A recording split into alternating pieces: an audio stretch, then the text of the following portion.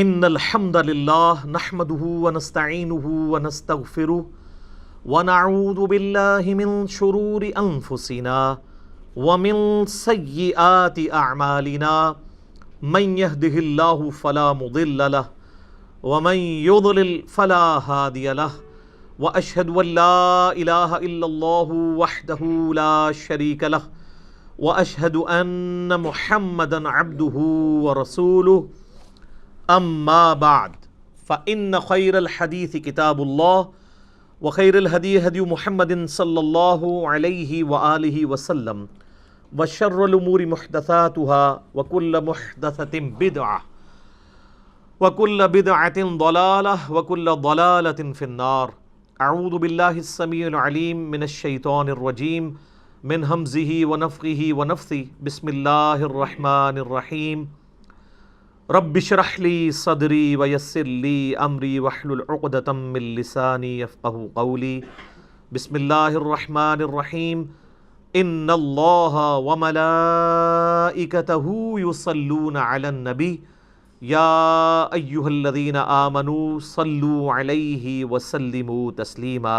اللہم صل علی محمد وعلی آل محمد کما صلیت علی ابراہیم وعلی آل ابراہیم انک حمید مجید۔ اللہم بارک علی محمد وعلی آل محمد کما بارکت علی ابراہیم وعلی آل ابراہیم انک حمید مجید۔ اللہم ربنا آتنا فی الدنیا حسنۃ وفی الآخرۃ حسنۃ وقنا عذاب النار۔ لا الہ الا انت سبحانک انی کنت من الظالمین۔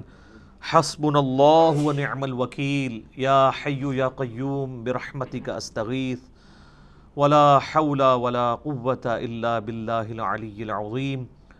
ربنا آتنا من لدنک رحمۃ وہیئ لنا من امرنا رشدا۔ آمین ثم آمین۔ الحمدللہ آج 3 نومبر 2019 کو سنڈے کے دن بمطابق 5 ربیع الاول 1441 ہجری میں ہماری قرآن کلاس نمبر 3 انشاءاللہ ہوگی، جس میں ہم انشاءاللہ قرآن حکیم کے تعارف کے اعتبار سے جو میں نے علمی پوائنٹس آج تک ڈسکس کیے ہیں، یعنی 20 پچھلی 2 کلاسوں کے اندر، اس سے آگے ہم انشاءاللہ اس کو لے کے چلیں گے، علمی پوائنٹ نمبر 21 سے آن ورڈ۔ علمی پوائنٹ نمبر 21 وہ ہے میرے بھائیوں، قرآن حکیم عربی ادب کی جس کیٹیگری میں فال کرتا ہے اسے ہم کہتے ہیں خطبے کا سٹائل۔ قرآن حکیم اس طرح کی کتاب نہیں ہے جیسا کہ آپ کوئی بھی دنیاوی رائٹر آپ دیکھیں گے، جب کتاب لکھتا ہے تو وہ چیپٹرز بناتا ہے، ایک مقدمہ لکھتا ہے، پھر آگے ایک ترتیب کے ساتھ چیزوں کو مختلف چیپٹرز کے اندر ایڈریس کرتا ہے، جیسے ونس اپون اے ٹائم والا سٹائل ہے، اور اس میں ایک ربط پایا جاتا ہے۔ اس طرح کا ربط قرآن حکیم میں نہیں پایا جاتا جہاں تک چیپٹرز کی ترتیب کا تعلق ہے۔ البتہ چونکہ قرآن حکیم کا جو سٹائل ہے وہ ایک یونیک سٹائل ہے، اور اسے عربی میں آپ سمجھ سکتے ہیں کہ خطبے کا سٹائل ہے۔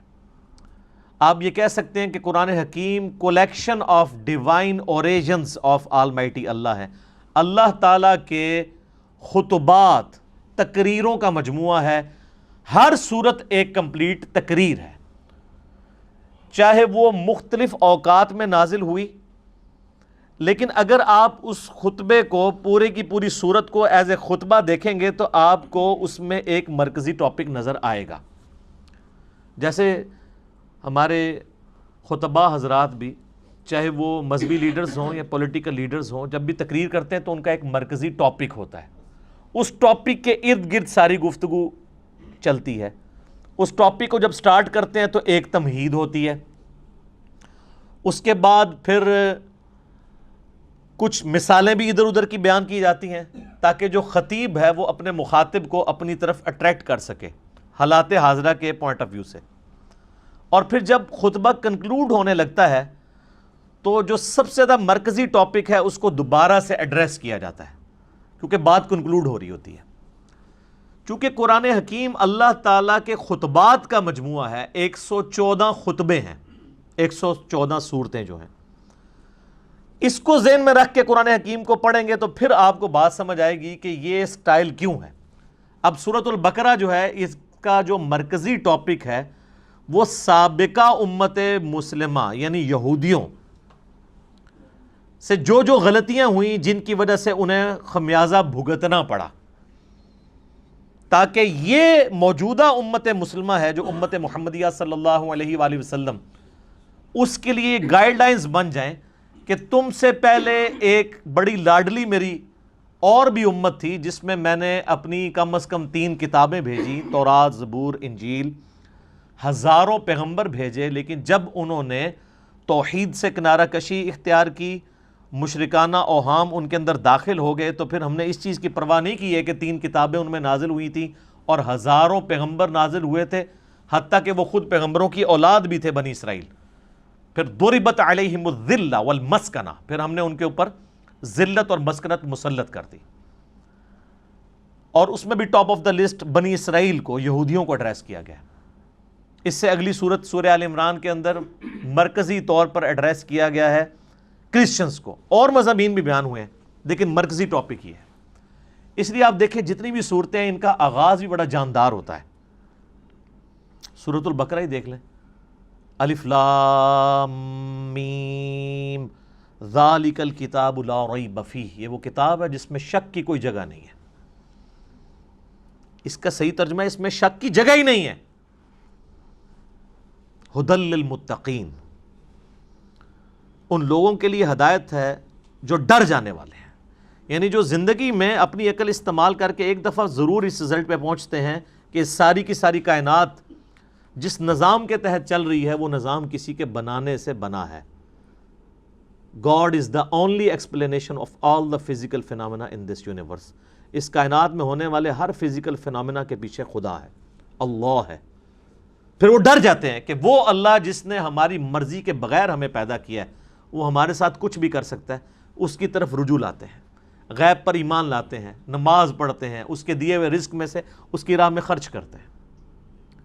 اور پھر سورۃ البقرہ کا اینڈ کتنی جاندار آیات پہ ہو رہا ہے، آمن الرسول بما انزل الیہ من ربہ والمؤمنون کل آمن باللہ وملائکتہ وکتبہ ورسلہ آنورڈ۔ اسی طریقے سے آپ ساری صورتوں کو دیکھیں تو ان کا سٹارٹ اور اینڈ بڑا جاندار ہے، اور پھر بیچ میں آپ کو مثالیں بھی بیان کی جائیں گی، واقعات بھی بیان کیے جائیں گے تاکہ بوریت نہ آئے۔ اور یہ قرآن حکیم کی میرے بھائیوں وہ خصوصیت ہے، قرآن بور نہیں ہونے دیتا۔ یہ نہیں ہے کہ اب سورۃ البقرہ شروع ہوئی ہے تو صرف یہودی ایڈریس ہو رہے ہوں گے یا ان کی کوئی ایک چیز خاص ایڈریس ہو رہی ہوگی، نہیں، اس میں کچھ مثالیں بھی بیان ہوں گی، کچھ واقعات بھی بیان ہو جائیں گے اس سے پہلے کے، پھر اس کے بعد ایک کنکلوژن نکالا جائے گا، پھر گائیڈ لائنز ہوں گی، یونیورسل ٹروتھ آئیں گے۔ 7 یونیورسل ٹروتھ سورہ بقرہ میں آئے ہیں، بنی اسرائیل کے واقعات کو اللہ تعالیٰ نے ایڈریس کر کے ہر واقعے کے بعد ایک یونیورسل ٹروتھ بیان کیا ہے کہ یہ میرا رول ہے، جو یہ کرے گا چاہے وہ جو کوئی بھی ہو اس کے ساتھ یہ ہو جائے گا۔ اس لیے قرآن حکیم میں انسان کا انٹرسٹ لوز نہیں ہوتا، بشرطے کہ قرآن پڑھتے ہوئے آپ کو یہ بات سمجھ آئے کہ قرآن کس سٹائل میں لکھا گیا ہے، کس سٹائل میں نازل ہوا ہے۔ مولانا مودودی رحمہ اللہ تعالیٰ نے جو تفہیم القرآن کا مقدمہ لکھا ہے نا، وہ مقدمہ ہی اسی کے اوپر ہے کہ ہمارے عام نوجوان بڑے شوق سے قرآن ترجمے والا لے کے بیٹھتے بھی ہیں، تب بھی ان کو کئی ایک باتیں، ان کو قرآن میں ایک تو ربط نظر نہیں آتا، کیونکہ ہم تو ان کتابوں کے عادی ہیں نا جو انسانوں کی لکھی ہوئی کتابیں ہیں، وہ تو ایک سیکوینس سے چل رہی ہوتی ہیں، ان کا سٹائل ڈیفرنٹ ہوتا ہے، وہ بکش سٹائل ہوتا ہے۔ قرآن کا سٹائل بکش نہیں ہے، قرآن کا سٹائل جو ہے وہ ہے خطبے کا، ایڈریس کرتا ہے آپ کو۔ اسی لیے مولا علی رضی اللہ تعالیٰ عنہ علیہ السلام کا قول ہے کہ جب میں نے اللہ سے گفتگو کرنی ہوتی ہے تو میں نماز پڑھتا ہوں، اور جب میری خواہش ہوتی ہے کہ میرا اللہ مجھ سے گفتگو کرے تو میں قرآن پڑھتا ہوں۔ آپ قرآن کو کبھی ترجمہ اکیلے بیٹھ کے سنیں تو آپ کو لگے گا کہ اللہ آپ سے مخاطب ہو رہا ہے۔ یہ والی کوالٹی کسی الہامی کتاب میں نہیں تھی، باقی کتابیں سلیبس کی فارم میں تھی، اس لیے ہم کہتے ہیں یہ قرآن کتاب اللہ بھی ہے اور کلام اللہ بھی ہے، اور اسی لیے اللہ کی صفت بھی ہے۔ یہ آپ کو ایڈریس کرتی ہے، بندہ ہل جاتا ہے۔ آپ کو پتہ ہے یہ صوت القرآن چینل 1992 میں جب ایکس پرائم منسٹر پہلی دفعہ پرائم منسٹر بنے تھے تو اس وقت انہوں نے یہ صوت القرآن چینل شروع کیا تھا جو ریڈیو کے اوپر چلتا ہے. کبھی امام کعبہ کی آواز میں عربک اور پھر فتح محمد جلندری صاحب کا ترجمہ, مراج الدین خان کی آواز میں ایک چلتا ہے. وہ لگتا ہے کہ آپ کے اندر ہی گھس جائے گا. وہ بندہ پریزنٹ کرتا ہے قرآن کے ترجمے کو.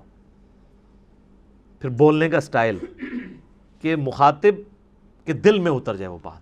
تو آپ کو وہ ترجمہ سن کے اپنی زبان میں, جن لوگوں کو عربی نہیں آتی ان کو بھی فیل ہوتا ہے کہ واقعی اللہ مجھ سے گفتگو کر رہا ہے. خطبے کا سٹائل ہے. تو مودودی صاحب نے اس مقدمے میں لکھا کہ ہمارے نوجوان لے کے بیٹھتے بھی ہیں, تب بعد میں پریشان ہو جاتے ہیں کہ یار یہ عجیب بے ربط آیات ہیں, کبھی کوئی بات شروع ہو جاتی ہے, کبھی کوئی بات شروع ہو جاتی ہے. لیکن جس بندے کو اسٹائل کا پتہ ہے نا, اس کو قرآن حکیم کی ہر آیت کا دوسری کے ساتھ ربط بھی نظر آئے گا. وہ ربط آپ ایک دفعہ اس چیز کو ڈسکور کر لیں تو آپ کو بھی ٹیسٹ فیل ہوگا. آپ پتہ اس وقت انگلینڈ کے اندر ایک, اب نیو مسلم تو نہیں ان کو کہنا چاہیے, اب ان کو 10 سال سے زیادہ ہو چکے ہیں, مسلمان ہوئے, عبد الرحیم گرین. اس وقت ٹاپ آپ سمجھ لیں سپیکرز میں سے ہیں مسلمانوں کے. انگلش میں وہ ان کے مختلف ٹاپکس پہ لیکچرز ہیں. انہوں نے اپنا اسلام لانے کا واقعہ بھی بیان کیا ہے ایک آڈیٹوریم میں خطاب کرتے ہوئے. اس میں ایک بات انہوں نے بڑی زبردست کی, باقی آپ یوٹیوب پہ دیکھ سکتے ہیں. وہ کہتے ہیں جب یہ کتاب میں نے پہلی دفعہ پڑھنی شروع کی نا, تو یہ قرآن کا جو سٹائل تھا نا گفتگو کرنے کا, اس نے مجھے بہت امپریس کیا کہ جب کوئی انسان کتاب لکھتا ہے وہ اس سٹائل میں نہیں لکھتا. وہ کہتا ہے میں قرآن کے سٹائل سے امپریس ہوا ہوں کہ یہ گفتگو اس طرح کرتا ہے اور اس کانفیڈنس کے ساتھ گفتگو کرتا ہے کہ یہ کریٹر آف دا یونیورس ہی گفتگو اس طریقے سے کر سکتا ہے. انسان تو اتنے اعتماد سے دوسرے کے ساتھ بات ہی نہیں کر سکتا. اس میں جو کانفیڈنس ہے کتاب کے اندر, پھر اس کتاب کا جو سٹائل ہے وہ بتاتا ہے کہ یہ انسان کی لکھی ہوئی کتاب نہیں, کیونکہ انسان جب بھی کتاب لکھتا ہے نا ایک خاص سیکوینس کے تحت لکھ رہا ہوتا ہے, چیپٹرز بناتا ہے, اور یہ بالکل ڈیفرنٹ سٹائل ہے. حالانکہ اس کو اس وقت یہ نہیں پتا تھا کہ اس کا سٹائل کون سا ہے, خطبے کا سٹائل ہے. تو خطبہ تو اسی طرح ہی ہوتا ہے. خطبے کا سٹائل ہے اس لیے ہے کہ خطیب کا کام یہ ہوتا ہے کہ وہ اپنے مخاطب کے دل میں اپنی بات اتارے. تو اللہ تعالیٰ اس کتاب کا خطیب بھی ہے, اور یہ کتاب اللہ کی صفت ہے. یہ مخلوق نہیں ہے, غیر مخلوق ہے, کیونکہ کلام متکلم کی صفت ہوتا ہے. میں پچھلے لیکچرز میں اس کو ڈسکس کر چکا ہوں. تو قرآن حکیم پڑھتے وقت یہ آپ نے ذہن میں رکھنا ہے کہ اس کا سٹائل خطبے کا سٹائل ہے. جب خطبے کا سٹائل ہے تو پھر اچانک اگر کوئی واقعہ آ جائے بیچ میں تو پریشان ہونے والی بات نہیں کہ اچانک یہ بات ہوتے ہوتے یہ بیچ میں واقعہ کیسے آ گیا. پھر اچانک آپ دیکھتے ہیں خطیب بھی جب بیان کر رہا ہوتا ہے, آپ آج کل کے پولیٹیکل لیڈرز کو دیکھ لیں, جب وہ گفتگو کرتے ہیں کسی خاص ٹاپک پہ بات کر رہے ہوتے ہیں, اچانک کرتے کرتے کوئی ماضی کا واقعہ یاد کرتے ہیں, پھر ساتھ ہی جو سامنے بیٹھے ہیں ان سے بھی مخاطب ہو کے کوئی ادھر چیز دیکھنے والی ہوتی ہے آئیڈینٹیفائی کرنے لی, وہ فوراً آئیڈینٹیفائی کرتے ہیں, پھر اپنے موضوع کی طرف واپس آتے ہیں. یہ سٹائل قرآن کا ہے. یہی وجہ ہے کہ صحابہ کرام علیہم رضوان کے اندر بجلی بھر دی تھی اس کتاب نے. ان کو فیل ہوتا تھا کہ ہمارا کریٹر ہم سے مخاطب ہے, ہماری بات کر رہا ہے. سر ہماری بات تو ہے نا. آپ دیکھیں غزوہ بدر ہو رہی ہے تو اس کی لائیو کمنٹری سورۃ الانفال کے اندر آئی ہے. غزوہ احد ہوئی ہے تو 60 آیات مسلسل. غزوہ احد میں جو مسلمانوں نے غلطیاں کی, جس کی وجہ سے اللہ نے جو فتح کا وعدہ کیا تھا پورا کرنے کے بعد اس فتح کو شکست میں بدل دیا, ایک ایک چیز ہائی لائٹ کی. سورہ الاحزاب کے اندر غزوہ خندق کی لائیو کمنٹری آئی ہے. اسی طریقے سے سورہ توبہ کے اندر غزوہ تبوک کی پوری ڈیٹیلز آئی ہیں, اتنی ڈیٹیل کے ساتھ. نبی علیہ السلام کی مبارک زندگی کا آخری جو تھا غزوہ, کس طریقے سے مسلمانوں کو اس جد و جہد کے اندر گزرنا پڑ رہا تھا, منافقوں کو فیس کرنا پڑ رہا تھا. اہل ایمان اور منافقین میں فرق کے لیے وہ بہت کرٹیکل سچویشن تھی غزوہ تبوک کی. اور اس وقت بڑے بڑے جو اپنے آپ کو سمجھتے تھے ہم ایمان والے تھے, ان کے بھی پاؤں لڑکھڑا گئے تھے. ظاہر ہے وہ سپر پاور سے ٹکرانا تھا, رومن امپائر سے جا کے. تو یہ ساری کی ساری چیزیں آپ کو پڑھنے کے بعد آپ اس زمانے میں پہنچ جائیں گے، اور پھر آپ یہ فیل کریں کہ آپ اس زمانے کے اندر ہوں اور آپ کا رب آپ سے گفتگو کر رہا ہو۔ اب اس میں تو اسی طرح ہی ہوتا ہے نا، یا ایھا الذین آمنوا جب ہمیں کہا جا رہا ہوتا ہے تو وہ تو 1400 سال پہلے کہا جا رہا ہوتا ہے، لیکن ان میں تو وہ لوگ موجود تھے جنہوں نے وہ غلطیاں کی ہوئی تھی جن کی وجہ سے اللہ ان کو مخاطب کر رہا تھا، تو ان پہ اس چیز کی جو کیفیت طاری ہوتی تھی نا، وہ آج اس لیول کی کیفیت کبھی طاری نہیں ہو سکتی، لیکن اس کے قریب قریب ضرور ہے۔ میرے ایک دوست بتانے لگے، ان کے جاننے والوں کی نا انگلینڈ کے اندر ایک شاپ ہے، تو وہ کہتے ہیں ہم نے نا پورا دن نا ایک قرآن کی تلاوت اور ترجمہ لگایا ہوتا تھا، ایک انگلش میں بھی ریکارڈنگ ہوئی ہوئی ہے، وہ بھی صوت القرآن چینل کے اوپر کبھی کبھار چلتی ہے۔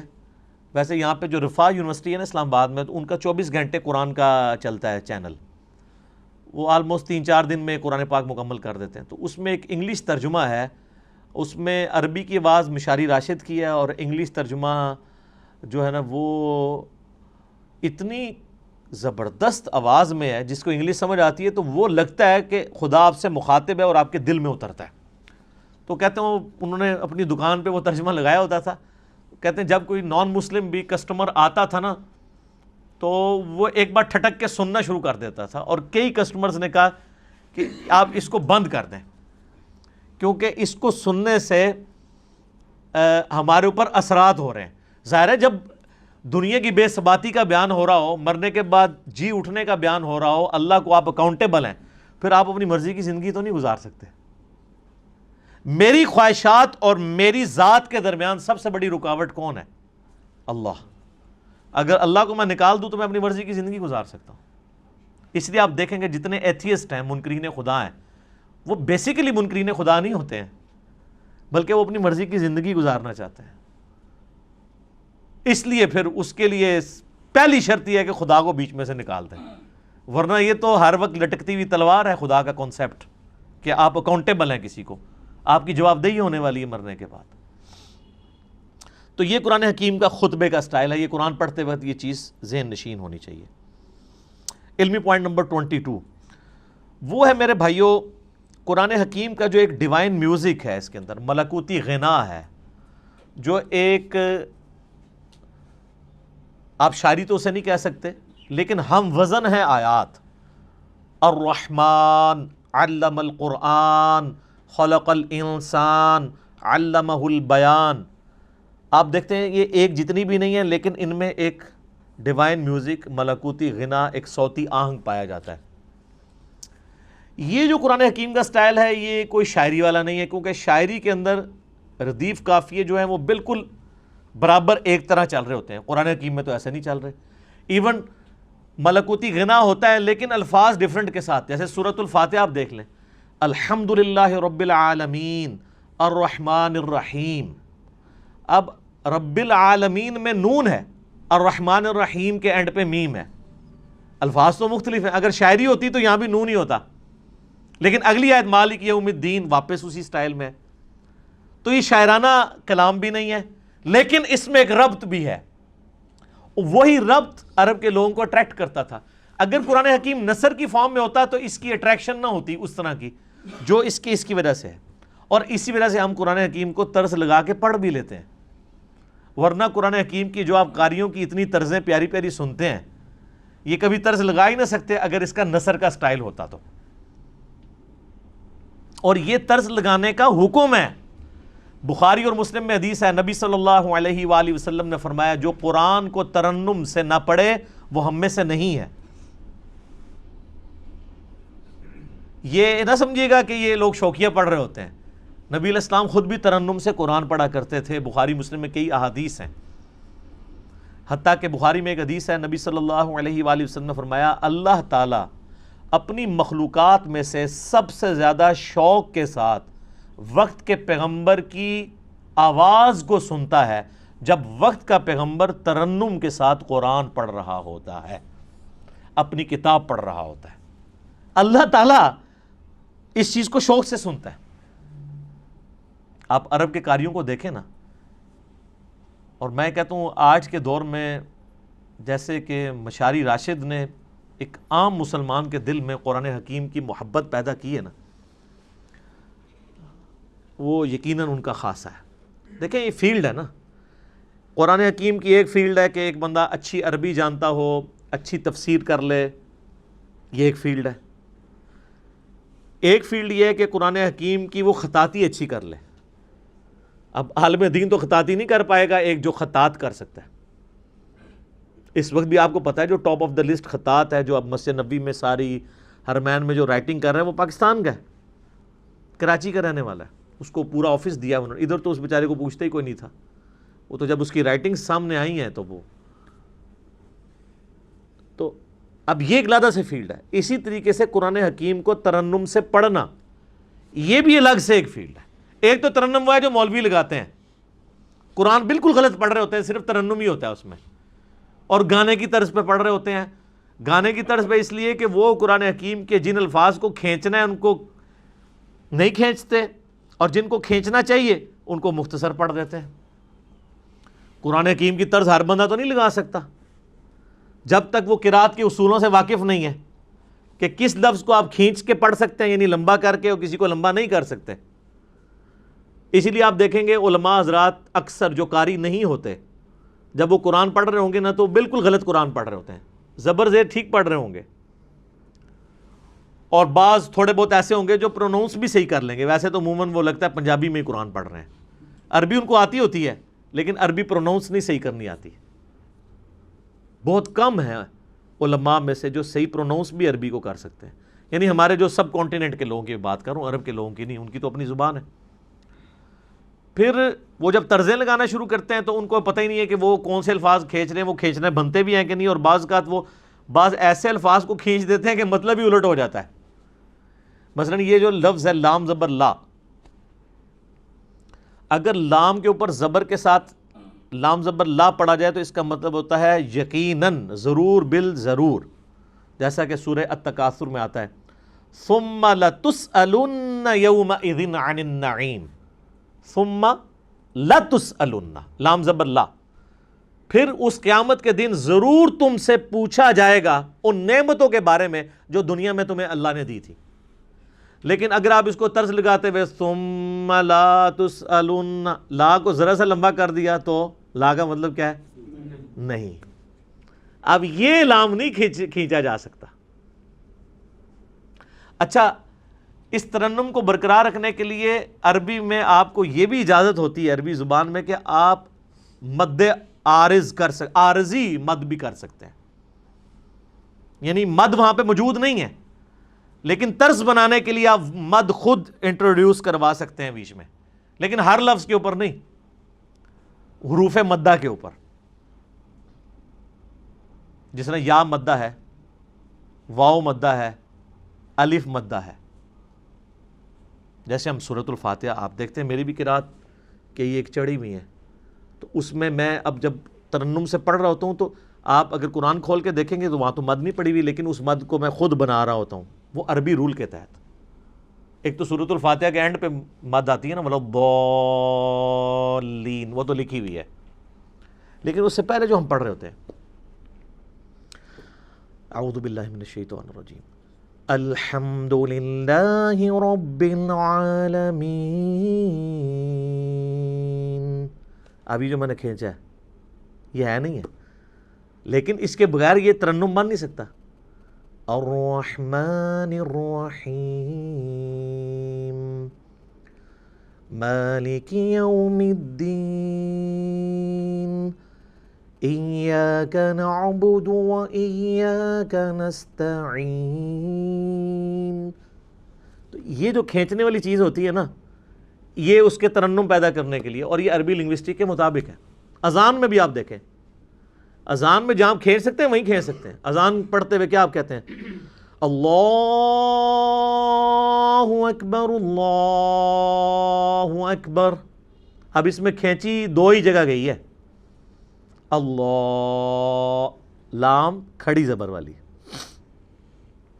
اب اکبر لفظ ہے، اس کو تو میں کھینچ نہیں سکتا، اکبر یہ نہیں پڑھ سکتا، یہ اکبر ہی رہے گا۔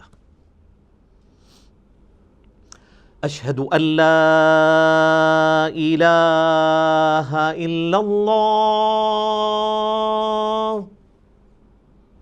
اب یہ اللہ اتنا لمبا کھینچ دیا، یہی کھینچ سکتا ہے. تو آپ باقی دعاؤں میں بھی دیکھیں کتنے ربط ہیں. یہ جو ہم قنوت وتر میں دعا پڑھتے ہیں، حسن ابن علی کو نبی علیہ السلام نے سکھائی تھی اپنے نواسے کو جامعہ ترمذی میں. اللہم اہدنی فی من ہدیت وعافنی فی من عافیت وتولنی فی من تولیت وبارک لی فی ما اعطیت وقنی شر ما قضیت. دیکھا کیسی ٹون ہے اس میں، دعاؤں میں بھی آپ کو نظر آئے گی. قل اعوذ برب الفلق من شر ما خلق ومن شر غاسق اذا وقب. لمبائی ڈیفرنٹ ہو گئی ہے لیکن اس کی جو ملکوتی غنا ہے وہ برقرار ہے. اصل بعض صورتیں ایسی ہیں جن میں جو شاہکار ہیں عربی لنگوسٹک کا، سورہ مریم آپ دیکھیں کہ اس کے جو ہر آیت کا اختتام ہو رہا ہے وہ کتنے مشکل الفاظ پہ، تشدید والے الفاظ ہیں، ہر ایک لفظ کے اوپر شاد آ رہی ہے. کمال نہیں ہے؟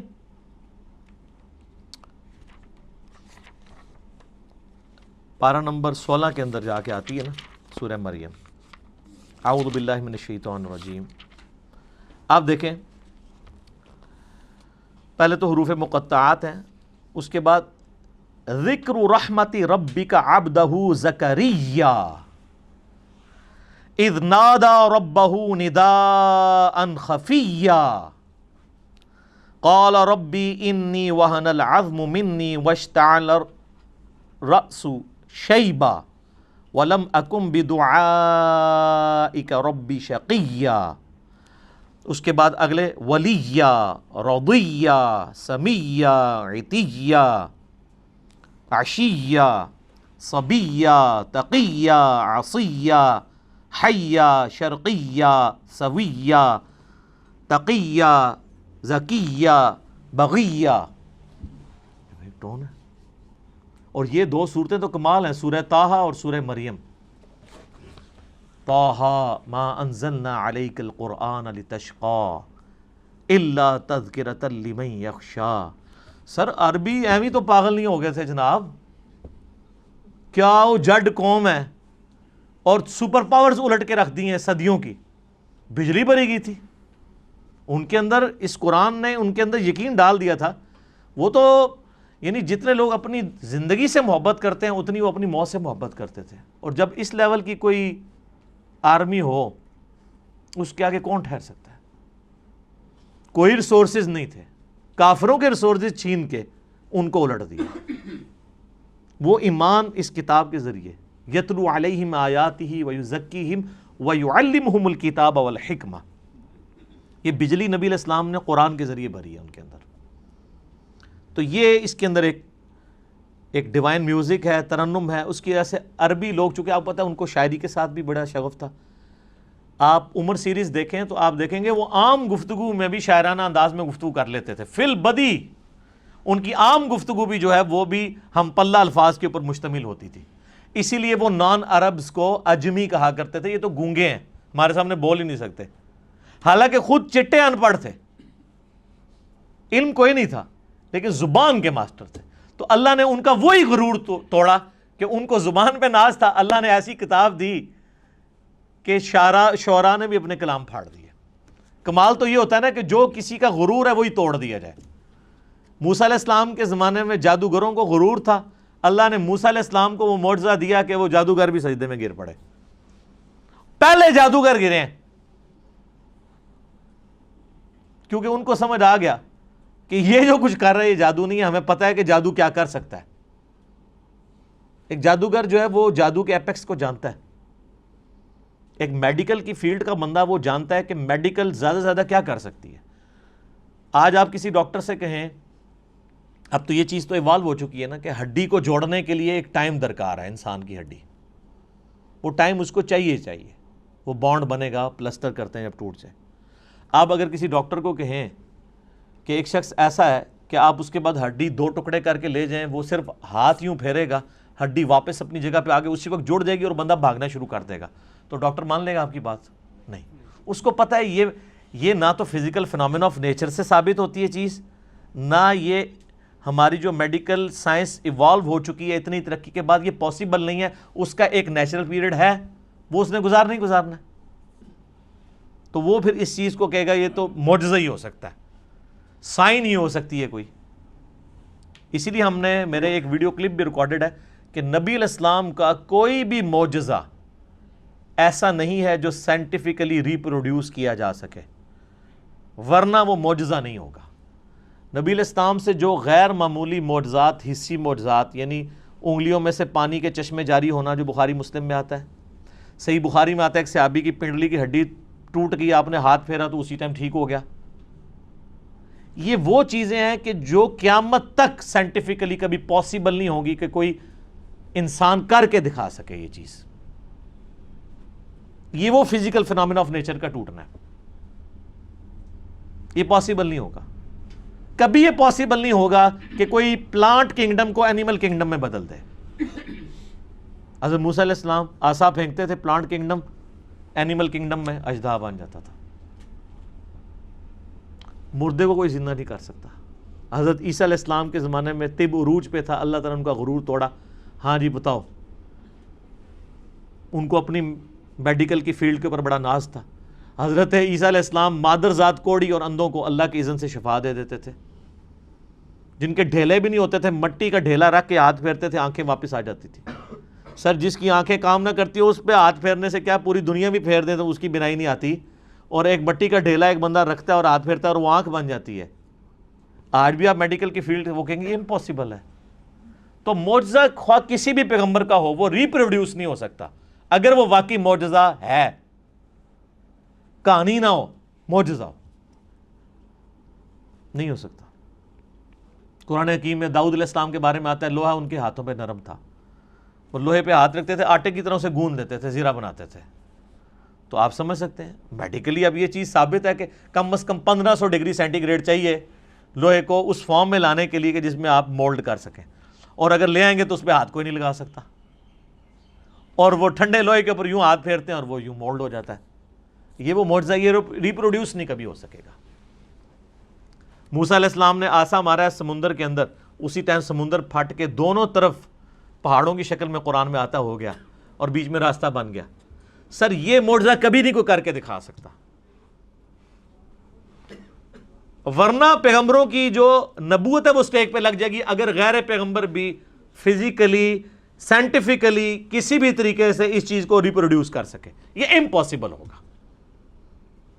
لیکن الوہین جو ہے, آنکھوں کو دھوکہ دینا, وہ اس زمانے میں بھی تھا, اب بھی ہے, قیامت تک رہے گا. فزیکلی کوئی نہیں کر کے دکھا سکتا. یہ آپ کو جو ڈیوڈ کاپر فیلڈ کے بارے میں ویڈیوز ملتی ہیں, کبھی وہ پانی پہ چل رہا ہے, کبھی دیوار پہ اوپر چڑھ رہا ہے, اس کی میکنگ بھی ساتھ ہی انہوں نے یوٹیوب پہ چڑھا دی ہوئی ہے کہ وہ سارا نظر کا دھوکہ ہوتا ہے. وہ ویڈیو کیمرے کے ذریعے فلمائی ہوتی ہیں ساری چیزیں. وہ جو پانی پہ چل رہا ہوتا ہے تو نیچے انہوں نے وہ شیشے کا بہت بڑا ٹیبل رکھا ہوا ہے, ٹرانسپیرنٹ, جو نظر نہیں آتا, وہ اس کے اوپر چل رہا ہوتا ہے. اس لیے آپ دیکھیں گے وہ پانی پہ چل رہا ہوتا ہے تو نیچے لوگ اس کے نیچے سے یوں تیر رہے بھی ہوتے ہیں, کیونکہ وہ شیشے کے اوپر چل رہا ہوتا ہے. وہ شیشہ اتنا ٹرانسپیرنٹ ہے کہ وہ پانی میں نظر ہی نہیں آتا. وہ جب سائڈ سے دکھاتے ہیں ٹیبل تو پھر نظر آ جاتا ہے. اور شکر ہے کہ یہ پاکستان میں نہیں, ورنہ اولیاء اللہ کے سردار بن جاتا ہے ڈیوڈ کاپر فیلڈ. ہاں, اسٹیچو آف لبرٹی غائب کر دیتا ہے, وہ کیمرے میں غائب کرتا ہے, فزیکلی نہیں کر سکتا. اور سر دیکھیں اتنا ایماندار ہے, وہ بھی بے ایمان نہیں ہے, وہ بھی اسے یہ نہیں کہتا کہ میں فزیکلی کروں, وہ کہتا ہے ایلوژن, آنکھوں کا دھوکہ. اتنی غیرت اس کو بھی ہے کہ وہ ایلوژن کہتا ہے اسے, اپنی کرامت بزرگی یہ نہیں کہتا. جو تہاڑے بزرگاں نوں ایڈی بھی تمیز نہیں, جھوٹ مار جاندے نے. اس لیے آپ دیکھیں سارے بزرگ فیل ہیں. اب کدھر گئی آپ کی کرامتیں جی؟ اور یہ ایک بزرگ نے حکم دیا, وہ جوتی ہوا میں اڑتی اڑتی اس کے سر پہ لگی. اون کتنے جوتیاں تھوڑیاں ریٹائر ہو گئی ہیں نا, یا وہ جوتیاں تھلے انجن لگے ہوئے خراب ہو گئے نا. پہلے بھی کوئی نہیں تھا, کہانی تھی. یہ کہانیاں چل رہی ہوتی ہیں. معجزات, کرامات, استدراج, اس سارے ٹاپکس کے اوپر میرا مسئلہ number 131A B C D 4 recorded ہیں, وہ آپ دیکھ لیں. علمی پوائنٹ نمبر 23, وہ ہے میرے بھائیوں قرآن حکیم کا جو بیسک یونٹ ہے وہ ہے آیت. عربی میں ہم اسے کہتے ہیں آیتن. جو آیت کے اینڈ کے اوپر وہ تا تھی جو ختم ہوتے اس کے نقطے بھی اڑ گئے, اب صرف گول دائرہ ہی رہ گیا, چونکہ وہ سمبل کے طور پہ تھا نا. ویسے وہ تا ہوتی ہے, گول تا, نشانی کے طور پہ. آیتن وقف کریں گے آیہ, اردو میں آیت, اور اس کو ٹرانسلیٹ کریں گے نشانی, انگلش میں کہیں گے سائن. قرآن حکیم کی جتنی بھی صورتیں ہیں ہر صورت کا جو بیسک یونٹ ہے وہ آیت ہے. جیسے اگر میں پوچھوں یہ دیوار کا بیسک یونٹ کیا ہے تو آپ کیا کہیں گے؟ اینٹ. یہ دیوار ہے, اس کے اوپر 1200 اینٹیں لگی ہوئی ہیں, اور 1200 اینٹوں کو مینیجبل فارم میں جوڑنے کے بعد ایک دیوار مکمل ہوتی ہے. اس طرح قرآن حکیم میں ہر صورت کی آیات ہیں جن کو اللہ تعالیٰ نے وحی کے ذریعے نبی علیہ السلام کو تعلیم فرمایا. اس کی ترتیب توقیفی ہے, اور قرآن حکیم میں کم سے کم آیات جو ہیں وہ 3 ہے صورت کی. کوئی قرآن حکیم میں صورت ایسی نہیں جس کی 3 سے کم آیات ہوں.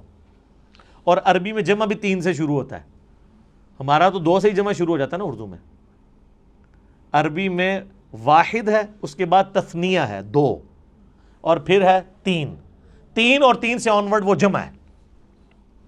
رب المشرق والمغرب سنگولر, رب المشارق والمغارب کئی مشرق اور کئی مغرب, اور رب المشرقین اور رب المغربین 2 مشرق اور 2 مغرب. اس کے اوپر بھی میرا کلپ ہے کہ یہ کیا مطلب ہے. کہیں آتا ہے 1 مشرق 1 مغرب, کہیں آتا ہے 2 مشرق 2 مغرب, کہیں آتا ہے 2 سے زیادہ مشرق 2 سے زیادہ مغرب. وہ آپ دیکھ لیجئے گا. تو عربی میں اس طریقے سے. تو قرآن حکیم میں چونکہ سورت ہے تو اس میں آیات ہیں, تو آیات کم از کم جمع تو ہونی چاہیے, تب ہم انہیں آیات بولیں گے. تو کم سے کم آیات جو ہیں وہ 3 ہیں, اور قرآن حکیم کی سب سے چھوٹی سورت کی بھی آیات 3 ہی ہیں. انا اعطیناک الکوثر فصل لربک وانحر ان شانئک ھو الابتر. 3 آیات ہیں. اذا جاء نصر اللہ والفتح ورأیت الناس يدخلون فی دین اللہ افواجا فسبح بحمد ربک واستغفرہ انہ کان توابا. واستغفر پہ ہم وقف کرتے ہیں, نہ بھی کرے کنٹینیوس بھی پڑھ سکتے ہیں. یہ 3 آیات ہیں, 3 سے زیادہ ہی ہیں, کم نہیں ہے. اور قرآن حکیم کی سب سے چھوٹی آیت کون سی ہے؟ سورہ الرحمن کی ایک آیت ہے, مدھامتان فبأی آلاء ربکما تکذبان. ایک لفظ کے اوپر پوری آیت ہے. اور قرآن حکیم کی سب سے لمبی آیت آیت دین ہے جو سورۃ البقرہ کے اندر آئی, اور اس کے بعد پھر آیت الکرسی ہے 255 نمبر آیت. اب آیت الکرسی آپ دیکھیں اتنی لمبی ہے, اس کی کئی چھوٹی آیتیں بن سکتی ہیں, اور اس میں ربط بھی ہے. اللہ لا الہ الا هو الحی القیوم لا تأخذہ سنۃ ولا نوم, یہ 2 آیتیں بن سکتی تھی. لہ ما فی السماوات وما فی الارض, تیسری آیت بن سکتی تھی.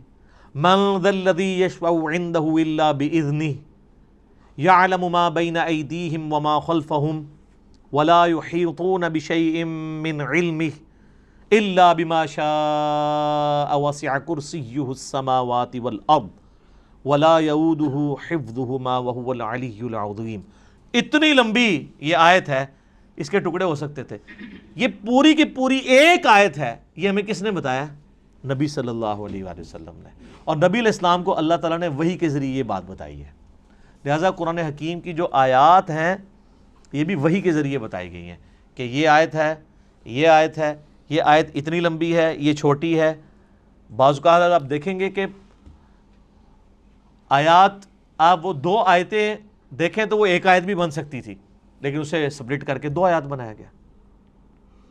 حروف مقطعات ہی آپ دیکھیں, کئی جگہ حروف مقطعات کی پوری آیت بنتی ہے, اور کئی جگہ وہ ایک آیت کے ساتھ جز کے طور پہ ہوتی ہے. اب یہ صحابہ کرام نے اجتہاد سے نہیں کیا, یا کسی کاتب کی مرضی سے نہیں ہوا, بلکہ یہ اللہ تعالیٰ نے وحی کے ذریعے اپنے محبوب صلی اللہ علیہ وآلہ وسلم کو تعلیم فرمایا. اور ساتھ یہ بھی یاد رکھیے گا کہ آیات کی دو اقسام ہیں قرآن حکیم میں. ایک آیات وہ ہیں جو محکمات ہیں اور دوسری ہیں جو متشابہات ہیں. سورہ آل عمران کی 7 نمبر آیت ہے جس میں اللہ تعالیٰ نے خود یہ بیان فرمایا کہ ہم نے جو آپ کی طرف قرآن نازل کیا ہے اس کی آیات دو قسم کی ہیں. ایک تو محکمات ہیں اور وہ کتاب کی جڑ ہے. محکمات کیا؟ جن میں حکم نازل ہوئے ہیں. جیسے حکم ہے کہ ایک اللہ کو ایک مانو، پیغمبروں پر ایمان لاؤ، کتابوں پر لاؤ، فرشتوں پہ لاؤ، آخرت پر لاؤ ایمان، نماز قائم کرو، زنا سے بچو، چوری سے بچو، ماں باپ کے ساتھ حسن سلوک کرو. جتنے اللہ کے احکامات ہیں یہ محکم آیات ہیں.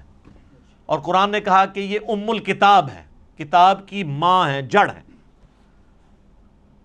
اور پھر کہا گیا دوسری جو قسم ہے وہ ہے متشابہات. سورہ آل عمران آیت نمبر 7. میں ٹائم بچانے کے لیے عربی اس کی اسکپ کر رہا ہوں، ڈائریکٹ اردو میں بات کر رہا ہوں.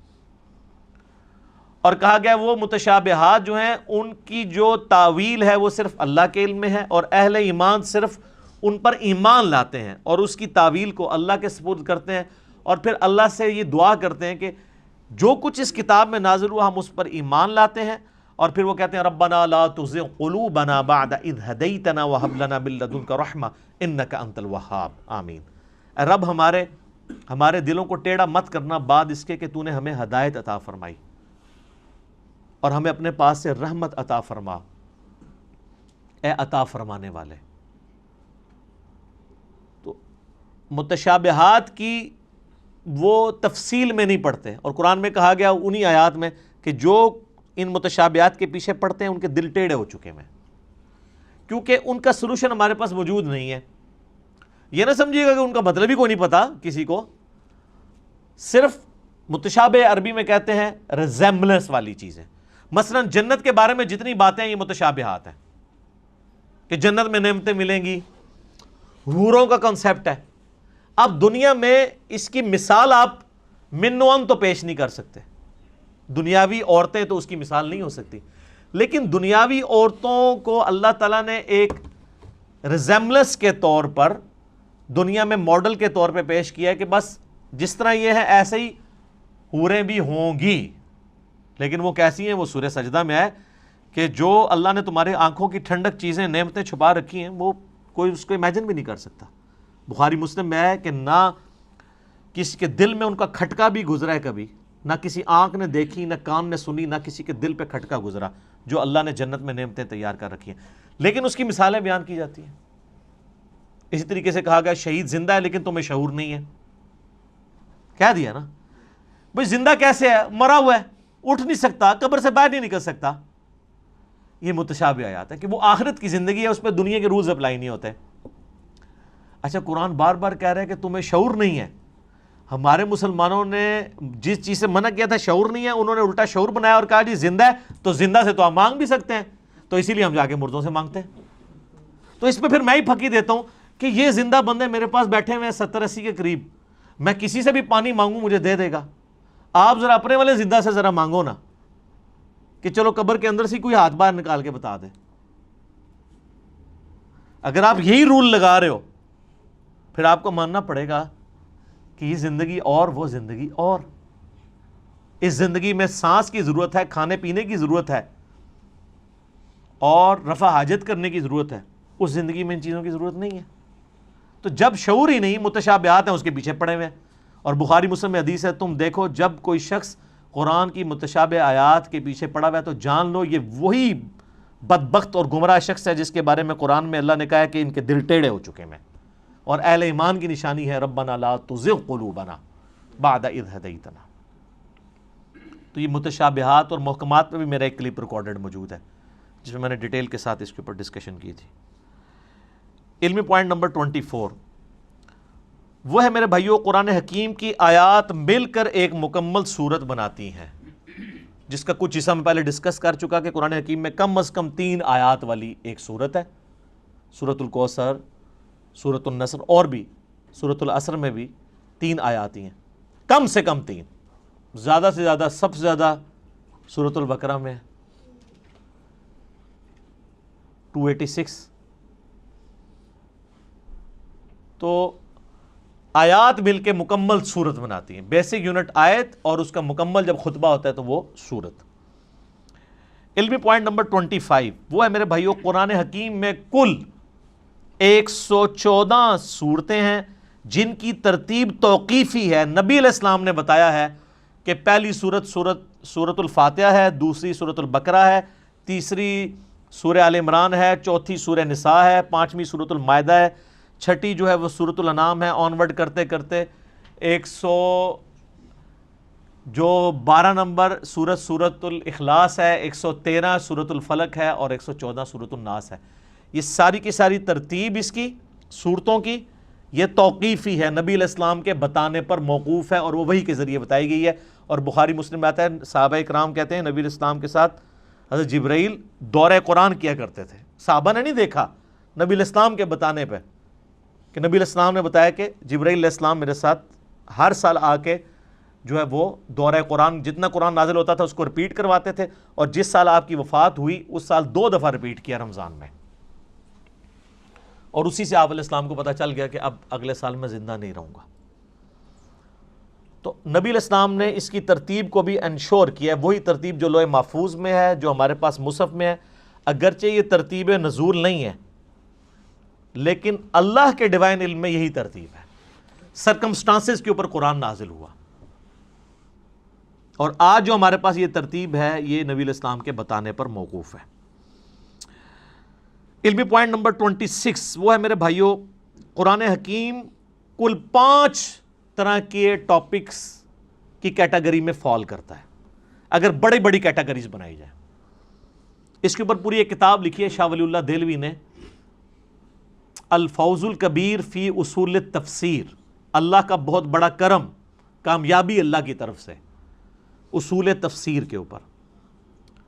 اس میں انہوں نے یہ دعویٰ کیا ہے کہ اللہ تعالیٰ نے مجھ پہ یہ حقیقت کھولی ہے کہ قرآن حکیم کی آیات 5 طرح کی کیٹیگریز میں فال کرتی ہے۔ اب یہ اس طرح کی قرآن حکیم میں کئی ایک انویشنز ہیں جو ہمارے پرانے بزرگوں نے نہیں کی ہیں، آج کل کے لوگوں نے کی ہیں۔ جیسا کہ آپ دیکھ رہے ہیں کہ میں نے بتایا بھی تھا کہ قرآن حکیم میں جو سورۃ الحدید ہے وہ جس نمبر کے اوپر آ رہی ہے اٹامک نمبر بھی وہی ہے۔ اب اس پرانے زمانے میں تو اٹامک نمبر نہیں ہوا کرتے تھے، یہ ہر آنے والے زمانے میں، یہ حروف ابجد کے اوپر میرا ایک کلپ دیکھ لیں، اس میں نے ڈیٹیل سے یہ بتائی، تو یہ چیزیں آپ کو نظر آئیں گی۔ وہ ہر زمانے میں جو بندہ قرآن پہ محنت کرے گا اس کے اوپر ٹروتھ ریویل ہوگا۔ قرآن حکیم میں آیات جوڑوں کی شکل میں نازل ہوئیں صورتیں، پرانے بزرگوں سے آپ کو اس طرح کی چیزیں نہیں ملیں گی۔ لیکن یہ حمید الدین فراہی رحمہ اللہ تعالیٰ، جو ڈاکٹر اسرار صاحب کے آپ سمجھ لیں دادا استاد تھے، انہوں نے پہلی دفعہ یہ ٹروتھ ریویل کیا کہ قرآن حکیم کی ہر صورت کا کوئی نہ کوئی جوڑا ہے۔ کچھ تو ہمیں پتہ ہی ہے، سورۃ الفلق، سورہ جو ہے وہ سورہ ناس، یہ مطلب جوڑا ہے دونوں کا، لیکن جو بیچ میں کی صورتیں انہوں نے پھر بتایا کہ واقعی وہ جوڑے ہیں، جیسے مرد و عورت کا جوڑا ہوتا ہے اس طرح ریسیپروکل پایا جاتا ہے صورتوں کے اندر۔ سورہ بقرہ اور سورہ آل عمران بھی جوڑا ہے، ایک یہودیوں کو ایڈریس کرتی ہے، دوسری عیسائیوں کو ایڈریس کرتی ہے۔ تو اس طرح کئی ایک صورتیں جو جوڑوں کی فارم میں، یہ ٹروتھ بال میں ریویل ہوا ہے۔ بل یہ الفوز الکبیر فی اصول تفسیر کا اردو ترجمہ بھی آ چکے، آپ پڑھیں۔ 5 کیٹیگریز انہوں نے بیان کی ہیں۔ نمبر 1 علم الاحکام، یعنی قرآن حکیم کی آیات احکام سے ریلیٹڈ ہوں گی، نماز، روزہ، حج، زکوٰۃ، عقائد، یہ ساری چیزیں علم الاحکام میں آتی ہیں۔ نمبر 2 علم المخاصمہ، مخاصمہ کہتے ہیں جھگڑا کرنے کو، علمی جھگڑا، یعنی جو منکرین خدا ہیں یا جیوز اور کرسچنز ہیں، ان کے جو لیم ایکسکیوزز ہیں ان کے علمی جوابات دیے گئے ہیں، تو یا آیات اس کے اوپر مشتمل ہوں گی۔ نمبر 3 التذکیر بالموت، موت کو یاد کروا کے کہ تمہیں مر کے کسی کے پاس پہنچنا ہے اور آخرت کی زندگی میں دنیا کی زندگی کا جواب دینا ہے، اس کو کہتے ہیں التذکیر بالموت، نصیحت کرنا موت کو یاد کروا کے۔ اس کے اوپر آیات، اب یہ تو قرآن پاک میں بڑا مین ٹاپک ہے۔ قرآن حکیم کے اگر 2 مین ٹاپک دیکھے جائیں تو عقیدہ توحید اور دوسرا ہے دنیا کی بے ثباتی، دنیا سے بے رغبتی۔ چوتھی کیٹیگری انہوں نے کہا التذکیر بآلاء اللہ، اللہ کی قدرت کی بڑی بڑی نشانیوں کے ذریعے اللہ اپنا تعارف کرواتا ہے. جتنے فزیکل فینومینا آف نیچر اس میں ڈسکس ہوئے ہیں، سائنٹیفک فیکٹس ڈسکس ہوئے ہیں، اس کا شاہکار آپ کو سورۃ النحل نظر آئے گی، سورہ روم نظر آئے گی، سورہ الرحمن نظر آئے گی. اس میں تو یہ لفظ بھی آ گیا ہے فَبِأَيِّ آلَاءِ رَبِّكُمَا تُكَذِّبَانِ، جس کا ترجمہ اکثر مولویوں نے غلط کیا ہوا ہے. تم اپنے رب کی کون کون سی نعمتوں کو جھٹلاؤ گے؟ حالانکہ نعمت خود عربی کا لفظ ہے. مودودی صاحب نے اس کا ترجمہ صحیح کیا ہے، تم اپنے رب کی قدرت کی کون کون سی نشانیوں کو جھٹلاؤ گے، کیونکہ دوزخ کی آیات کے بعد بھی پھر یہ آیت ریپیٹ ہوتی ہے. تو دوزخ کیا نعمت ہے؟ وہ ترجمہ کرنے والے کو بھی نہیں سمجھ آئی. تو اعلیٰ کا مطلب ہوتا ہے قدرت کی بڑی بڑی نشانی. تو دوزخ اللہ کی قدرت کی نشانی تو ہے جس طرح جنت ہے. تو مودودی صاحب ہر دفعہ جب آیت آتی ہے نا، یہ والی آیت، تو اس کے سیاق و سباق کے اعتبار سے اس کا ترجمہ کرتے ہیں، کیونکہ عربی بڑی ورسٹائل زبان ہے. عربی میں ایک لفظ اگر سیاق و سباق میں آپ مختلف جگہ بیان کریں گے تو وہ اپنا وہ والا مطلب بیان کرے گا. اگر میں آپ کو کہوں مسجد الحرام اور کہوں ولد الحرام، زمین آسمان کا فرق ہے. حرام دونوں جگہ ہی موجود ہے. مسجد حرام جس کی حرمت ہے، عزت ہے، اور ایک وہ حرام ہے جو ہم حرام کہتے ہیں، زنا حرام، چوری حرام. اب یہ حرام ہو رہا ہے. آپ کے حساب سے تو اس کا نام مسجد حلال ہونا چاہیے تھا، حلال مسجد. تو اڈی مسجد ادھر منہ کر کے نماز پڑھ دو تو نہ ہی حرام ہے، لیکن حرام عربی والا ہے. حرمت کی جگہ جہاں پہ آپ اللہ کی حدود کو توڑیں گے تو وہ بڑا جرم ہوگا ایز کمپیئر ٹو اور جگہوں کے. اس کی حرمت اللہ نے رکھی ہے، عزت رکھی ہے، لفظ ایک ہی ہے، لیکن دونوں جگہ مختلف معنی دے رہا ہے. تو اس طرح فَبِأَيِّ آلَاءِ رَبِّكُمَا تُكَذِّبَانِ کا ترجمہ بھی مختلف جگہ مختلف آئے گا. اور پانچویں کیٹیگری ہے التذکیر بأیام اللہ، اللہ تعالیٰ کے فیصلوں کے بڑے بڑے جو دن ہیں ان کے ذریعے ڈر سنانا. اور یہ بھی قرآن پاک کا بڑا مین مضمون ہے. اگلی انبیاء کی جو امتیں ان کا ذکر کر کے اللہ تعالیٰ نے پھر فیصلہ سنا. اچھا، یہ سارے الفاظ قرآن میں موجود ہیں. فَذَكِّرْهُمْ بِأَيَّامِ اللَّهِ، یہ اللہ تعالیٰ نے حضرت موسیٰ علیہ السلام کو کہا کہ اپنی امت کو ڈراؤ اللہ کے بڑے دنوں سے. بڑا دن کون سا؟ جس میں بڑا فیصلہ ہوا. 10 محرم کا دن بڑا دن تھا جس میں یہ فیصلہ ہوا کہ فرعون کو ڈبویا جائے گا اور بنی اسرائیل کو نجات دی جائے گی اس کے ظلم سے. بخاری مسلم میں آتا ہے نا کہ یہودی اس دن روزہ رکھتے تھے کہ فرعون کو ڈبویا گیا. پھر نبی علیہ السلام نے امت کو حکم دیا کہ تم 9 اور 10 دو روزے رکھو. اس پہ ڈیٹیل میرا کلپ موجود ہے، آج میں اس کی طرف نہیں جاتا. قوم عاد جس دن ہلاک ہوئی وہ اللہ کی قدرت کی یعنی آپ ایگزیکیوشن کا ایک بہت بڑا دن ہے. ہماری امت میں فتح مکہ کا دن ایام اللہ میں سے ہے. غزوہ بدر کا دن ایام اللہ ہے، اللہ کے فیصلے کا دن ہے. اللہ نے کہا، یہ کہتے تھے نا فرقان ہوگا، یہ ابو جہل نے کہا تھا کہ یہ حق اور باطل میں فرق کرنے والا دن ہوگا. اللہ نے کہا تم نے فرقان بولا تھا، لے پھر میں اس دن کو فرقان بنا دیتا ہوں کہ نہتے مسلمانوں سے تم لیس ہوئے کافروں کو، جنگجو کافروں کو مرواؤں گا. غیبی مدد کے ساتھ ہوا نا. تو یہ اللہ کی قدرت کے بڑے بڑے دن یہ اگلی امتوں میں بھی گزرے ہیں. قوم سمود، قوم عاد، قوم نوح کی تباہی کے دن ایام اللہ تھے. تو یہ 5 کیٹیگریز بنی. اب آپ قرآن کی کوئی آیت نکالیں، میں کوئی آیت بھی پڑھوں، آپ خود مجھے بتا دیں گے کہ یہ فلاں کیٹیگری میں فال کرتی ہے. اگر میں کہوں ان اللہ وملائکتہ یصلون علی النبی یا ایھا الذین آمنوا صلوا علیہ وسلموا تسلیما اللہم صلی علی محمد وعلی آل محمد، یہ آیت کس کیٹیگری میں فال کرتی ہے؟ تو آپ کہیں گے یہ علم الاحکام والی کیٹیگری میں فال کرتی ہے، کیونکہ اس میں حکم ہے دروشی پڑھنے کا. تو آپ یہ خود ڈیفائن کر سکتے ہیں. کوئی بھی آیت آپ کنسیڈر کریں گے آپ فوراً پہنچ جائیں گے یار یہ آیت فلاں کیٹیگری میں فال کرے گی. افلا یعلم اذا بعثر ما فی القبور وحصل ما فی الصدور. کتنا ان آیات کے اندر زور ہے. یہ التذکیر بالموت ہے کہ مرنے کے پاس تمہیں بعد اپنے رب کے حضور پیش ہونا ہے. اس کیٹیگری میں فال کرتی ہے. اور اسی طریقے سے آپ سورہ رحمان شروع کریں, اللہ کی قدرت کی نشانیاں. سورۃ النحل میں اللہ تعالیٰ نے کہا ہم نے شہد کی مکھی کے اوپر بھی یہ وحی کی ہے اور اس کو ہم نے راستے دکھائے ہیں کہ پھولوں کا رس چوس اور یہ سب کچھ. اس طرح کی جتنی چیزیں ہیں. سورۃ البقرہ میں آیا آسمان سے بارش کا برسنا, زمین سے سبزے کا نکلنا. یہ آیات جتنی ہیں کس کیٹیگری میں فال کرتی ہیں؟ التذکیر بآلاء اللہ, اللہ کی قدرت کی بڑی بڑی نشانی ہے. اور اس طریقے سے سورہ المائدہ کے اندر, سورہ نساء کے اندر, سورۃ البقرہ کے اندر اللہ تعالیٰ جو کرسچنز کو, جوز کو جواب دیتا ہے. سورہ مائدہ میں اللہ تعالیٰ فرماتا ہے نا کہ عیسیٰ کی مثال تو اللہ کے ہاں آدم کی سی ہے. آدم کو تو تم بھی اللہ کا بندہ ہی مانتے ہو, حالانکہ اس کی تو نہ ماں تھی نہ باپ.